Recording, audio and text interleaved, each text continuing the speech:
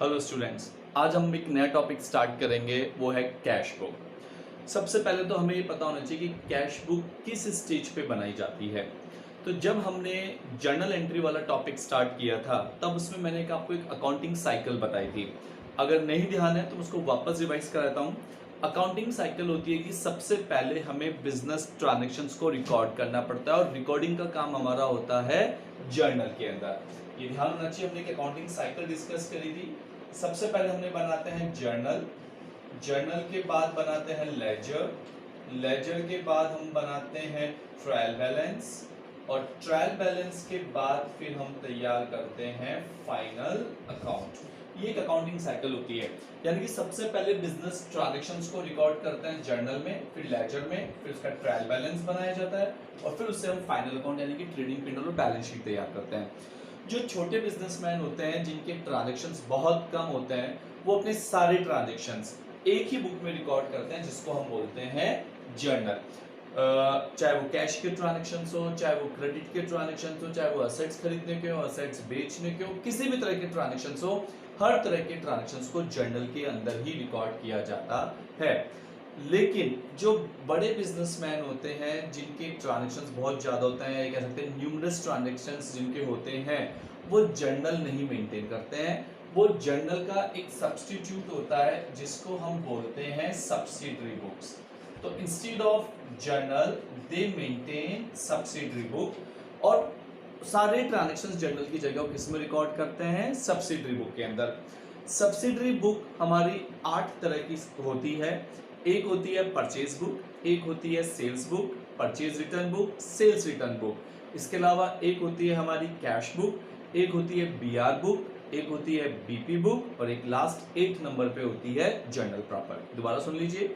Number 1 मैंने बोला purchase book. इसमें जितने भी हमारे क्रेडिट परचेज के ट्रांजैक्शंस हैं वो रिकॉर्ड होते हैं। सेल्स बुक के अंदर जितने भी क्रेडिट सेल के ट्रांजैक्शंस रिकॉर्ड होते हैं।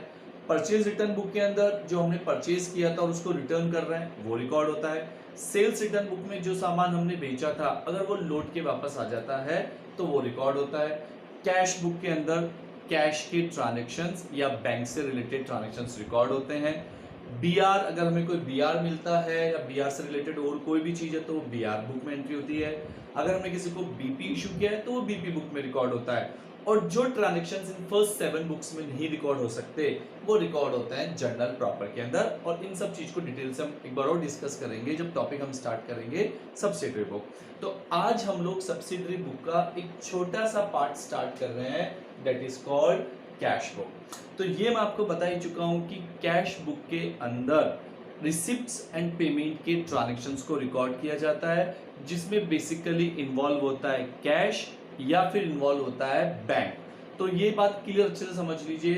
Cash book records all those transactions related to receipts and payment. और ये भी हम जान चुके हैं cash book is a part of subsidiary book. अब बात आती है टाइप्स ऑफ कैश बुक की कि कैश बुक कितने तरह की होती है। बेसिकली कैश बुक 3 तरह से बनाई जा सकती है, मतलब you can say there are 3 types of cash book. The first one is single column cash book. पहली कैश बुक हमारी होती है सिंगल कॉलम कैश बुक, जिसमें अमाउंट के लिए सिर्फ एक कॉलम होता है, वो होता है कैश का कॉलम। दूसरी टाइप की जो हमारी कैश बुक है वो है डबल कॉलम कैश बुक या 2 कॉलम कैश बुक के नाम से भी जानते हैं।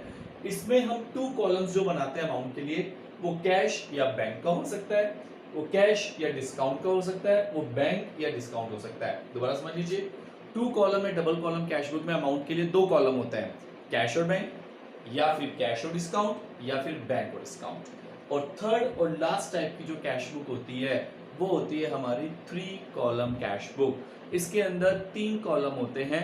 एक कॉलम होता है कैश का, एक कॉलम होता है बैंक का और एक कॉलम होता है डिस्काउंट का। अब हम सबसे पहले सिंगल कॉलम कैश बुक को समझते हैं और एक न्यूमेरिकल एग्जांपल से हम इसको समझने की कोशिश करते हैं। ये हमारे सामने एक क्वेश्चन है जिससे हमें सिंगल कॉलम कैश बुक तैयार करनी है और हमें ये तैयार करनी है अप्रैल महीने के लिए, अप्रैल 2020 मंथ के लिए हमें तैयार करनी है।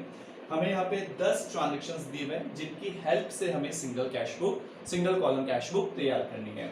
क्वेश्चंस हम बाद में देखेंगे, पहले एक बार हम इसका फॉर्मेट समझ लेते हैं। हम सबसे पहले लिखेंगे ऊपर कैश बुक, कैश बुक के ब्रैकेट में लिखेंगे सिंगल कॉलम। अगर ये 2 कॉलम होता तो 2 कॉलम लिख देते, अगर ये 3 कॉलम कैश बुक होती तो 3 कॉलम या ट्रिपल कॉलम लिख देते। इसमें दो, जैसे हम लेजर बनाते समय उसको 2 पार्ट में डिवाइड करते हैं, एक तरह से लेजर की तरह ही इसका फॉर्मेट होता है। लेफ्ट हैंड साइड हमारा डेबिट साइड होगा, राइट हैंड साइड हमारा क्रेडिट साइड होगा। दोबारा समझ लीजिए, लेजर की तरह left hand side debit side, right hand side will be the credit side. Format होगा सबसे पहले date, particular, voucher number. Voucher number कह सकते हैं या कुछ बिल नंबर के पॉइंट ऑफ व्यू से समझ लीजिए इसको कि बिल नंबर हो गया एक तरीके से।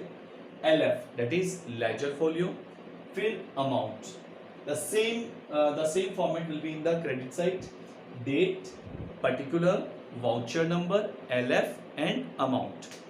अब सबसे पहले हमें दिया हुआ है कैश का ओपनिंग बैलेंस, इसको हम बोलते हैं कैश इन हैंड या कैश का ओपनिंग बैलेंस, और ये हमें दिया हुआ है 1650 रुपए, दैट इज 1650। तो हम यहाँ डेट डालेंगे सबसे पहले और फिर हम लिखेंगे टू बैलेंस ब्रॉट डाउन यानी कि BD 1650। और एक खास बात, कैश का कभी भी क्रेडिट बैलेंस नहीं होता है कि कभी ऐसा हो कि हमें बाई बैलेंस BD से शुरुआत करना पड़े, इट इज इम्पॉसिबल। बैंक का बैलेंस फिर भी क्रेडिट हो सकता है, बट कैश का कभी भी क्रेडिट बैलेंस नहीं होता, हमेशा आपका डेबिट बैलेंस ही होगा। नेक्स्ट ट्रांजेक्शन हमें दिया हुआ है कैश सेल्स 16,000 रुपए, हमने कैश में सामान बेचा 16,000 रुपए का। अब देखिए, इस चीज को बनाने के अपन 2 तरीके से, 2 एंगल से समझते हैं इसको। एक तरीका तो ये है कि ये रिसिप्ट साइड है और ये हमारी पेमेंट साइड है। अगर हमारे पास कैश आ रहा है तो हमें इस तरफ लिखना है, और अगर हमारे पास से कैश जा रहा है यानी कि पेमेंट हो रहा है तो हमें क्रेडिट साइड में लिखना है। जैसे अगर आप देखें कैश सेल्स, हमने सामान बेचा, हमारे पास कैश आ रहा है तो हम इस साइड लिख देंगे। फिर है वेजेस पेड इन कैश, हमने वेजेस पे करी तो हमारे पास से कैश जा रहा है, हम इसको इस तरफ लिख देंगे। तो बड़ा सिंपल तरीका ये भी हो सकता है कि अगर पैसा आ रहा है तो रिसिप्ट साइड में लिख दीजिए और पैसा जा रहा है तो हमारी पेमेंट साइड में वो आ जाएगा। बट अगर लॉजिकल बात करें तो हम इस तरह से नहीं करेंगे, हम पहले उस चीज की एंट्री बनाएंगे। एंट्री आप चाहें तो ओरली बोल सकते हैं या फिर इसको कहीं साइड में रफ में लिख के आप एंट्री बनाइए पहले। जैसे ये एंट्री है कैश सेल्स, तो अगर हम इसकी जर्नल एंट्री बनाएं इस ट्रांजैक्शन की तो ये बनेगी cash account debit to sales. वैसे तो हमने जर्नल एंट्री वाले टॉपिक में इसको बहुत अच्छे से डिस्कस करा है, बट फिर भी एक बार मैं वापस रिवाइज कर देता हूँ। कैश सेल्स, कैश में सामान बेचा। हम जानते हैं कि 3 तरह के अकाउंट होता है, पर्सनल, रियल और नॉमिनल। कैश हमारा रियल अकाउंट है और रियल अकाउंट का रूल होता है debit what comes in and credit what goes out. हमने सामान बेचा है, गुड्स बेची है, हमारे पास कैश आ रहा है। टू सेल्स, गुड्स हमारे यहाँ से जा रही है, debit what comes in, credit what goes out. To goods, goods की जगह हम परचेज लिखते हैं, या सामान बेचा है तो हम सेल्स लिखते हैं, तो हमने एंट्री बना दी cash account debit to sales. अब जो रूल हमने लेजर के लिए सीखे थे उसी रूल को हम अप्लाई करेंगे। हम कैश कॉलम बना रहे हैं यहाँ पे, यानी कि एक तरह से मान लीजिए आप तो कैश का लेजर बना रहे हैं, तो अगर आप कैश का लेजर बना रहे हैं तो कैश के लेजर में कैश का नाम नहीं आएगा। अब बात आती है, हमने सेल्स को यहाँ पे क्रेडिट करा है, एंट्री में क्रेडिट करा है, तो ये लेजर में कहाँ आ जाएगा, डेबिट साइड में टू सेल्स के नाम से 16,000। या इसका दूसरा तरीका भी एक समझने का ये भी होता है, हम एक तरीके से यहाँ पे कैश का लेजर बना रहे हैं और कैश को हमने डेबिट करा है। वापस समझ लीजिए, हम एक तरीके से कैश का लेजर बना रहे हैं, कैश को हमने डेबिट करा है, तो डेबिट साइड में आ जाएगा टू सेल्स। नेक्स्ट ट्रांजैक्शन हमारे पास है वेजेस पेड इन कैश। अगर हम इसकी जर्नल एंट्री बनाएं वेजेस पेड की, तो एंट्री हो जाएगी wages account debit to cash. Wages हमारा नॉमिनल अकाउंट है और नॉमिनल अकाउंट का रूल होता है debit all expenses and losses, credit all incomes and gains. तो इसलिए हमने वेजेस को डेबिट करा क्योंकि एक्सपेंसेस है। कैश रियल अकाउंट है, debit what comes in, credit what goes out. हमारे यहाँ से बिजनेस के पास से कैश जा रहा है, इसलिए हमने कैश को क्रेडिट करा है। तो अब देखिए वेजेस टू कैश, हम एक तरीके से कैश का लेजर बना रहे हैं, कैश के लेजर में कैश का नाम नहीं आएगा। वेजेस को हमने डेबिट करा है तो आप क्रेडिट साइड में लिख दीजिए बाय वेजेस। और दूसरा तरीका समझने का, हम कैश का लेजर बना रहे हैं और कैश को हमने क्रेडिट करा है तो क्रेडिट साइड में ही आएगा कैश में बाय वेजेस 2250। नेक्स्ट आ रहा है हमारे पास नेक्स्ट ट्रांजैक्शन 4 अप्रैल का हमने 18,000 का कैश में सामान बेचा, उसमें से 15,000 हमने बैंक में 7 तारीख को जमा कराए।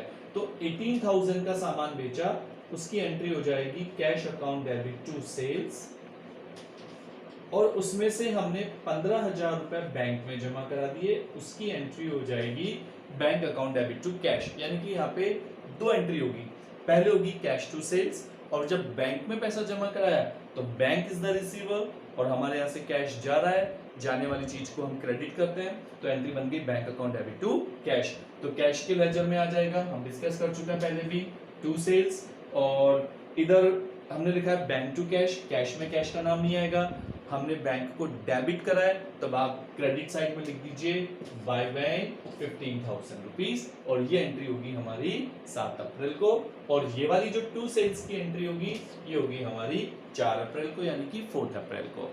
नेक्स्ट ट्रांजेक्शन हमारे पास आ रहा है cash collected from x rupees 4500, x से हमें 4500 रुपए रिसीव हुए। तो इसकी अगर हम एंट्री बनाएं तो ये एंट्री बनती है cash account debit to X, cash to X, debit what comes in, cash आ रहा है, एक्स पर्सनल अकाउंट है, debit the receiver, credit the giver, X is the giver, so entry बनी cash account debit to X. तो cash में cash का नाम नहीं आएगा, एक्स को हमने क्रेडिट करा है, अब ये डेबिट साइड में आ जाएगा 2x 4500। नेक्स्ट हमारे पास आ रहा है कैश पे टू y 3000, इस चीज की एंट्री हो जाएगी y account debit to cash, y account debit to cash, y को पैसा दिया तो y is the receiver, cash हमारे यहाँ से जा रहा है, debit what comes in, credit what goes out, तो एंट्री बन गई y टू कैश। कैश का लेजर हम बना रहे हैं, कैश में कैश का नाम नहीं आएगा, y को हमने डेबिट करा है, डेबिट करा है तो अब आ जाएगा क्रेडिट साइड में बाय 3000 रुपीज। नेक्स्ट ट्रांजेक्शन अगर हम देखते हैं सोल्ड ओल्ड फर्नीचर, कुछ हमने पुराना फर्नीचर बेचा है 2000 रुपए में 2000 रुपीज में, तो इसकी एंट्री हो जाएगी cash account debit to furniture, cash account debit to furniture, क्योंकि कैश आ रहा है और फर्नीचर जा रहा है, हम बता चुके हैं कैश में कैश का नाम आएगा नहीं, फर्नीचर को हमने क्रेडिट करा है, अब वो डेबिट साइड में आ जाएगा टू फर्नीचर, और फिगर है, अमाउंट है 2000 रुपीज।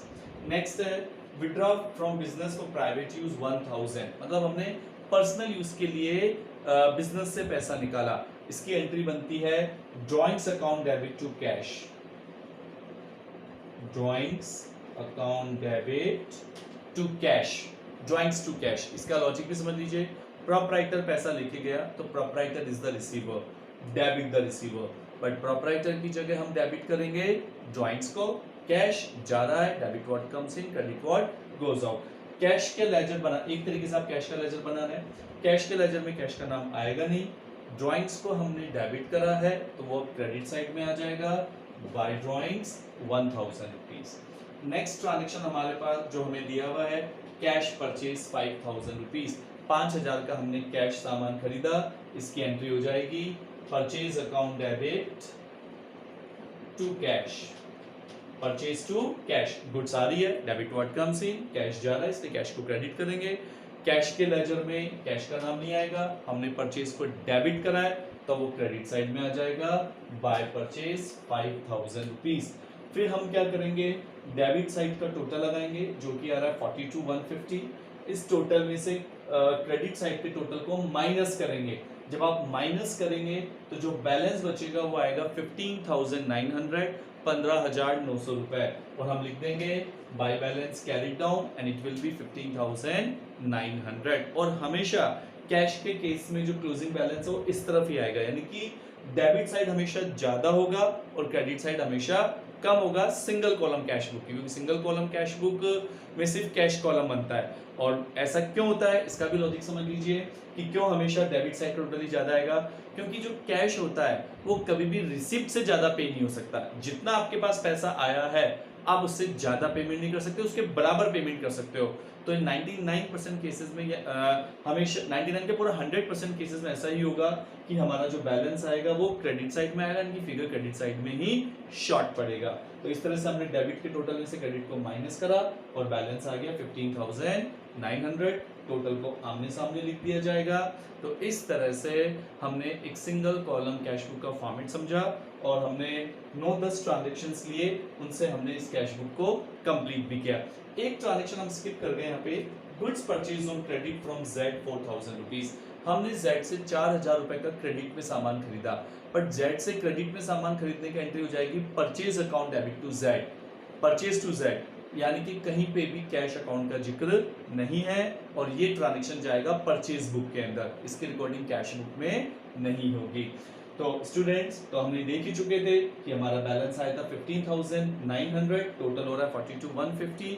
तो इस वीडियो लेक्चर में ये जो कि हमारा कैश बुक आज फर्स्ट लेक्चर है, इसके अंदर पहले हमने समझा कितने तरह की कैश बुक होती है और सिंगल कॉलम कैश बुक का फॉर्मेट क्या होता है, और एक न्यूमेरिकल एग्जांपल से हमने उसको काफी हद तक समझा।